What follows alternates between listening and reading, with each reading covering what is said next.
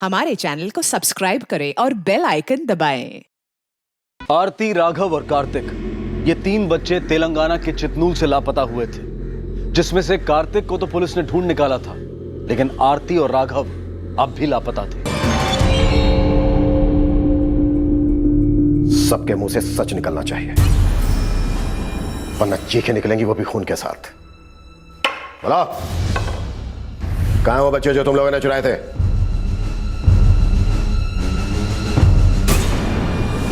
बच्चे अगवा करने वाला ये 4 लोगों का गैंग पुलिस के हाथ लग गया था। चितनूल के अलग अलग हिस्सों से आए इन चारों लोगों की जिंदगी की कहानी एक जैसी थी। सभी अपने मौजूदा हालात से नाखुश थे, अपनी किस्मत से खफा थे, अपनी जिंदगी की स्क्रिप्ट नए सिरे से लिखना चाहते थे, फिर भले ही वो स्क्रिप्ट गुनाह की स्याही में क्यों ना लिखी गई हो।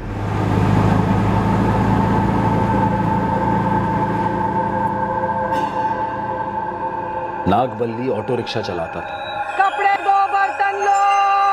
अरे ओ काकी। कलावती घर घर जाकर बर्तन बेचती थी। रंगनाथन एक कंस्ट्रक्शन साइट पर दिहाड़ी मजदूर था और जयंती एक छोटा सा होटल चलाती थी, और यही वो जगह थी जहां इस रैकेट की प्लानिंग हुई थी।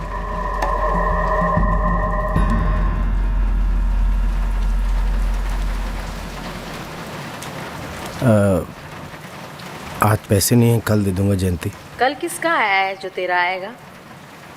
तो और क्या करूं, साला आधी जिंदगी गुजर गई मजदूरी करते करते। पता नहीं जी क्यों रहे हैं ऐसी फटियाल जिंदगी।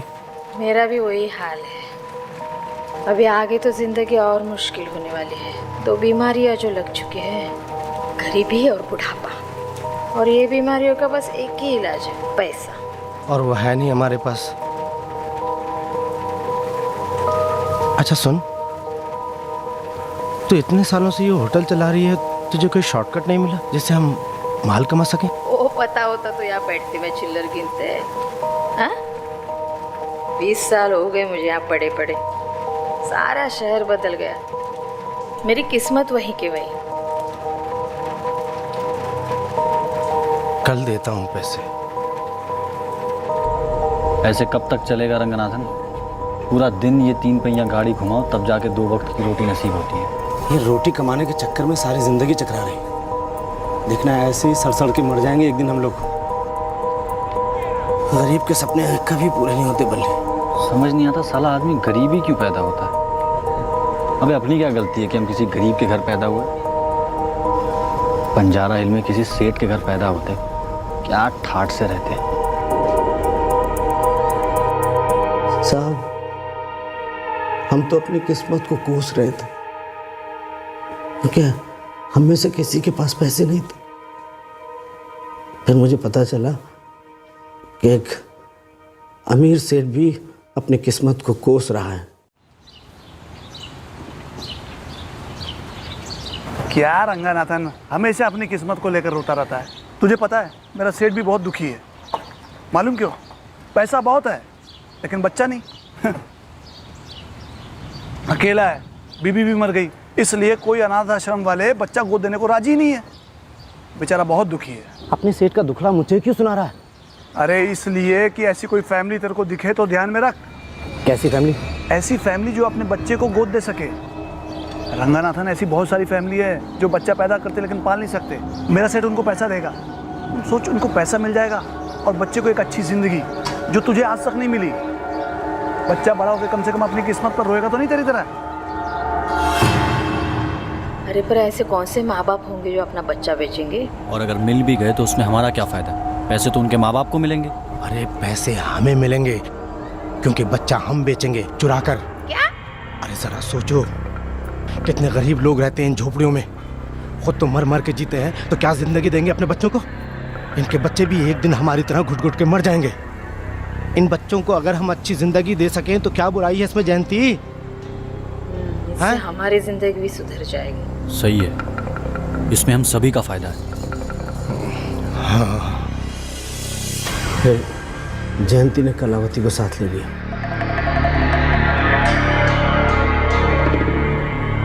सब गड़बड़ हो गया। उस सेठ को अब बच्चा नहीं चाहिए। क्या? ऐसे कैसे? लेकिन तूने तो कहा था सेठ बड़ा उतावला हो रहा है बच्चे के लिए। अरे उसने कुछ जुगाड़ लगाया तो उसे अनाथ आश्रम से ही बच्चा गोद मिल गया। मैंने तो घर भी देखना शुरू किया, सारी मेहनत बेकार गई। साली अपनी ना किस्मत ही खराब है, ये काम शुरू होने से पहले ही बिगड़ जाता है। मुझे तो लगता है जो भी हुआ वो अच्छा हुआ। अरे ग्राहक हाथ से निकल गया, पर ये तो पता चल गया कि मंडी में डिमांड बहुत है लड़कों की। ऐसे बहुत से लोग होंगे जो बच्चा गोद लेना चाहते होंगे, सबको अनाथ आश्रम से तो मिलेगा नहीं। ऐसे में अपनी दुकान निकल पड़ेगी इस मंडी में। और फिर शुरू हुआ बच्चों की तस्करी का ये रैकेट। सब कुछ वेल प्लान था, सब काम आपस में बांट लिए गए थे, किसे क्या करना है सब तय था। और फिर शुरू हुआ प्लान का पहला हिस्सा। अरे कपड़े दो, बर्तन लो, ए ताई।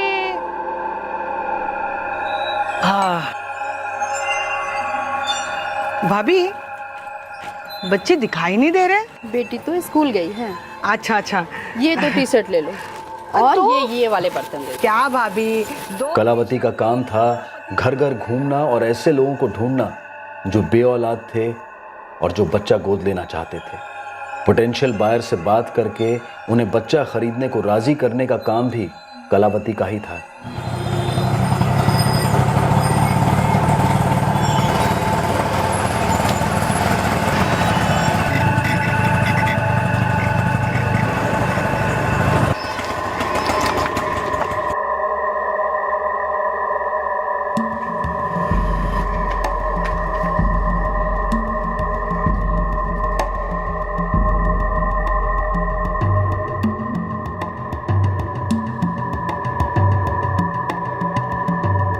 नागबल्ली का काम था ऐसे घर ढूंढना जहां छोटा बच्चा हो और जहां से चुराने में भी आसानी हो। दो घर देखे हैं मैंने जिनके अब बच्चे नहीं हैं। मैं उनसे थोड़ी और दोस्ती बढ़ा लेती हूँ, बाद में काम की बात चला लूंगी। और जो घर मैंने देखे वहां से बच्चा चुराना बिल्कुल मुश्किल नहीं है, क्योंकि उन घरों में दरवाजे हैं ही नहीं। कलावती उन घरों का पता लगाती थी जो बच्चा खरीदना चाहते थे, और नागबल्ली पता लगाता था कि किस बस्ती से कौन सा बच्चा उठाया जा सकता है। और बच्चों को चुराने का काम मेरा था।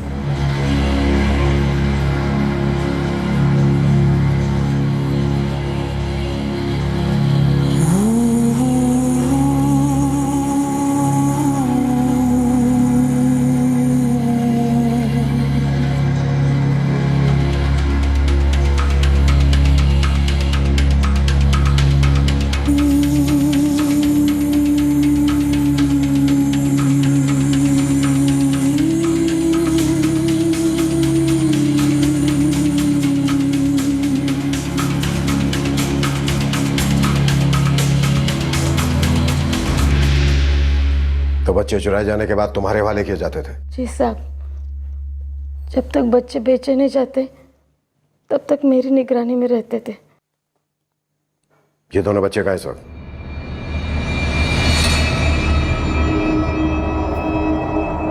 तुझे पता है तूने कौन सा बच्चा उठाया है? बल्ली ने जो झोपड़ा बताया वहीं से उठाया। क्यों, क्या हुआ? तूने लड़की उठाई है। जरूरत लड़कों की है इस मंडी में। सोना और पित्तल का फर्क समझता है ना तू? अरे गलत जगह से उठाया तूने। मैंने जो घर देखा था वहां तो लड़का ही था। अरे मुझे तो लगा लड़का ही है। एक तो इतना छोटा सा बच्चा, अंधेरे में कैसे पता चलता है कि लड़का है लड़की? अब क्या करेंगे? जो भी भाव मिले उसी में भेज दो, पीछे छुड़ाओ इससे। मैंने जो दो ग्राहक देखे उनको तो लड़का ही चाहिए, अब लड़की के लिए ग्राहक ढूंढना पड़ेगा। जो भी मिले उससे लेकर बच्चे से पीछा छुड़ाओ। मैं ज्यादा दिन तक नहीं रख पाऊंगी बच्ची को। अगर नहीं बिकती है ना तो किसी और तरीके से पीछा छुड़ाओ। समझ रहे हो मैं क्या बोल रही हूँ? यही वो बच्ची थी ना? कहां है बच्ची? कहां है बच्ची इस वक्त? क्या किया बच्चे के साथ? हाँ? क्या किया इसके साहब,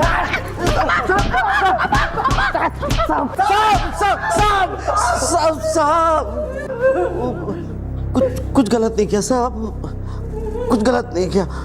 वो कलावती एक ग्राहक ले आई थी तो मैं ही बेचने गया। बच्ची कहाँ से मिली इस बात की फिक्र मत कीजिए, इसकी मैं इसे रख नहीं सकती। वो बिना शादी के हुई ना, अब इसमें इस बच्ची का क्या कसूर? देखे तो सही कितनी प्यारी बच्ची है। वो तो है, लेकिन बाद में कोई प्रॉब्लम तो नहीं होगी ना? कोई प्रॉब्लम नहीं होगी, मैं कह तो रहा हूँ। अरे आप लोग किस्मत वाले हो जो इतने कम दाम में लक्ष्मी मिल रही है।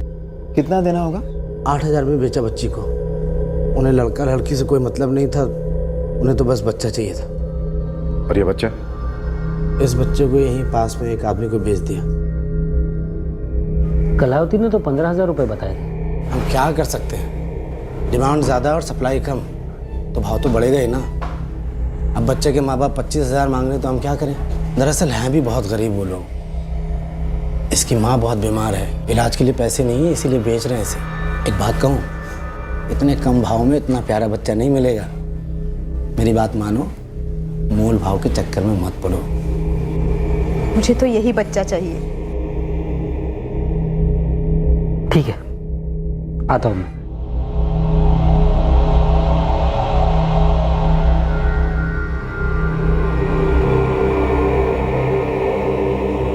और तीसरा बच्चा तुमने जनप्पा को बेचा, अपना बेटा बताकर? अखबार में रोज फोटो छप रहे थे बच्ची के, तो सोचा कहीं दूर जाके बेचेंगे तो किसी की नज़र में नहीं आएंगे। तो राजागुड़े गया, वहाँ काम ढूंढने के बहाने जनप्पा से टकरा गया। पता चला उसे बेटा चाहिए तो कार्तिक को उसे बेच दिया। लेके चलो इसे, कि हमें दोनों बच्चों तक पहुंचाएगा।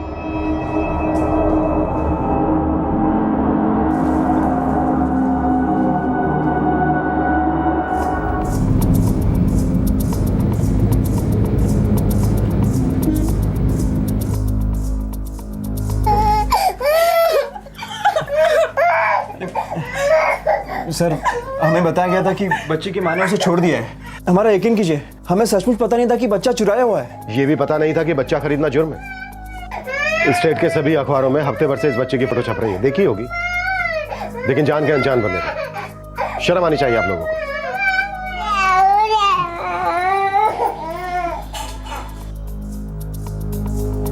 सर, इसमें हमारी कोई गलती नहीं है सर। इस बच्चे को तो हम अपने औलाद की तरह पाल रहे थे सर। बच्चा उन्होंने चुराया, आपने खरीदा। अगर खरीदार नहीं होता तो बच्चा चुराया नहीं जाता। गुनहगार सिर्फ वही नहीं, आप भी। लेके चलो इन्हें। सर सर सर, आप लोगों को अपने बच्चों के जन्म प्रमाण पत्र और आधार कार्ड लाने होंगे, ताकि ये साबित हो सके कि ये आपके ही बच्चे हैं। पर ये तो मेरी बेटी आरती है मैडम जी, और ये मेरा ही राघव है। देखिए, ये मैं जानती हूँ, लेकिन कुछ कानूनी कार्यवाही है जो हमें पूरी करनी होगी। उसके बाद ही ये बच्चे हम आपको सौंप सकते हैं।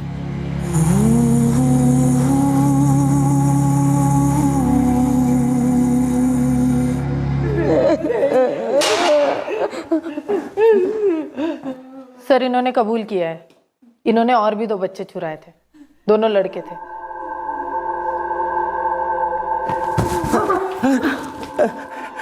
कहां से चुराए थे वो दोनों बच्चे? एक को मंदिर से उठाया था।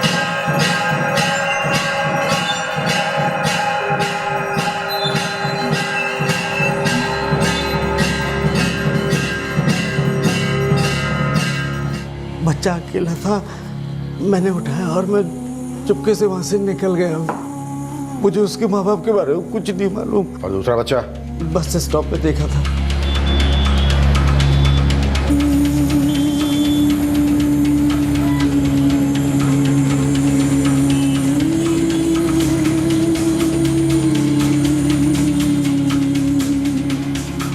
उसके माँ बाप के बारे में भी मुझे कुछ नहीं मालूम।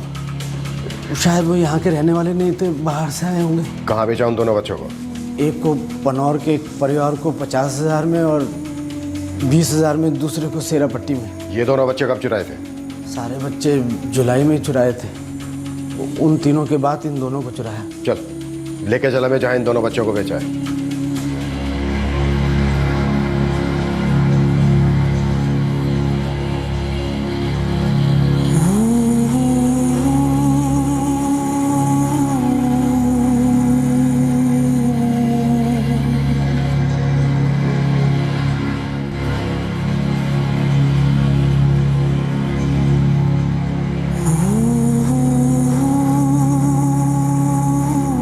कभी कभी लगता था कि तू दिखेगी नहीं। भगवान का शुक्र है कि तू मिल गई।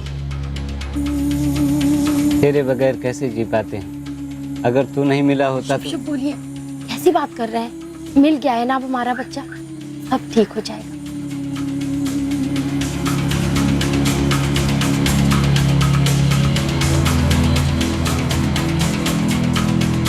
समझ नहीं आता कोई किसी के बच्चों को कैसे चुरा सकता है, और वो भी पैसों के लिए।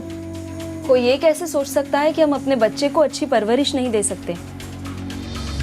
हम तो रोज यही कोशिश करते हैं कि इसे बेहतर जिंदगी मिले और ये हमारा नाम रोशन करे। हम चाहे अपनी किस्मत नहीं बदल पाए, लेकिन ये अपनी किस्मत बदलेगा, जरूर बदलेगा।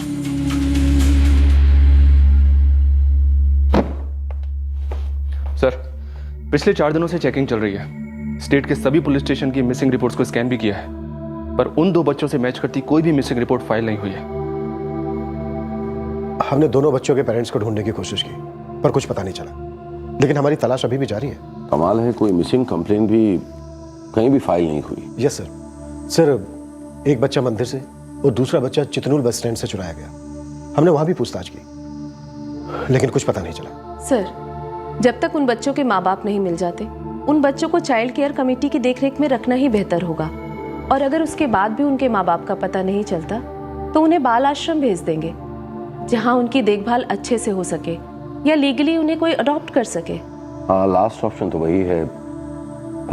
प्लीज ट्राई कि ऐसी नौबत ही ना आए।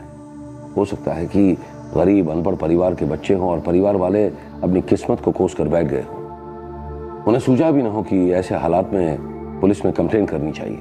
उन्हें ढूंढने की हम पूरी कोशिश करेंगे सर।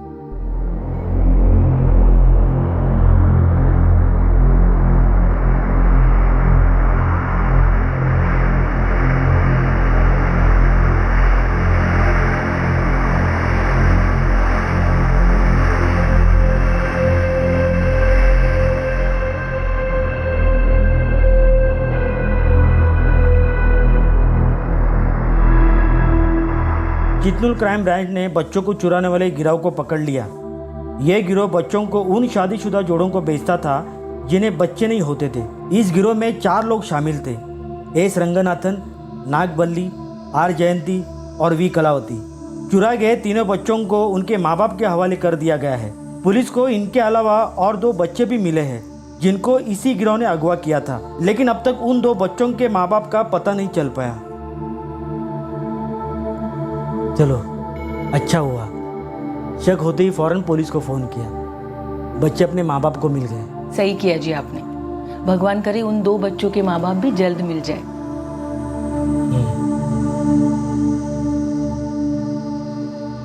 वाकई रमेशन के मन में जन्मा वो छोटा सा संदेह ही था जिसने इस केस को पहला ब्रेक थ्रू दिया, और उस पूरी मंडी का पर्दाफाश हुआ जहां मासूम बच्चों की खरीद फरोख्त की जाती थी।